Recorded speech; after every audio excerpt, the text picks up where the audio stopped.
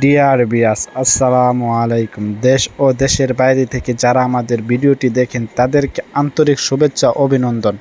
বিয়াস, আপনাদের মাঝে আজকে থাই পাঙ্কাশ মাছের পোনা নিয়ে হাজির হলাম। তা বিয়াস, আপনারা দেখতেই পারছেন এক সাডা থাই পাঙ্কাশ মাছের পোনা। এটি আপনারা দেখতেই পারছেন এটি 40 থেকে 45 কেজি।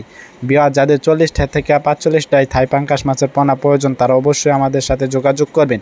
এক সাডা থাই পাঙ্কাশ মাছের পোনা আপনারা দেখতে পাচ্ছেন কত সুন্দরভাবে থাই পাঙ্কাশ মাছের পোনাটি খেলাধুলা করছে। বিয়াস, যাদের 50 45 কেজি 40 কেজি থাই পাঙ্কাশ মাছের প্রয়োজন তারা অবশ্যই আমাদের স্ক্রিনে দেওয়া নাম্বারে যোগাযোগ করবেন। এই মাছটি পুকুরে চাষ করতে হলে পুকুরটি ভালোভাবে মজুত করে নিতে হবে। যেমন 1 কেজি হারে চুন দেবেন, হাফ কেজি টিএসপি সার, 50 গ্রাম ইউরিয়া সার ব্যবহার করবেন।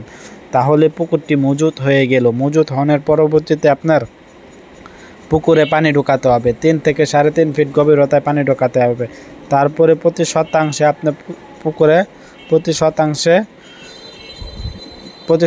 300 থেকে 400 পিস মাছ দিতে পারবেন। বিয়াস, যাদের থাই পাঙ্কাশের মাছ প্রয়োজন, যারা থাই পাঙ্কাশ মাছ কালচার করতে চাচ্ছেন তারা অবশ্যই আমাদের কাছ থেকে এই মাছটি একদম সীমিত প্রাইজে সংগ্রহ করতে পারবেন। এই মাছটির সাইজ হয়েছে পুরা 5 থেকে 6 ইঞ্চি সাইজের পোনা। আপনারা স্ক্রিনে লক্ষ্য করে দেখতেই পারছেন এটি 5 থেকে 6 ইঞ্চি সাইজের থাই পাঙ্কাশ মাছের পোনা। এই থাই পাঙ্কাশ মাছটি দ্রুত বড় হয়ে যায়। এই মাছটিকে যত ময়লা আবর্জনা খাওয়াতে পারেন তত দ্রুত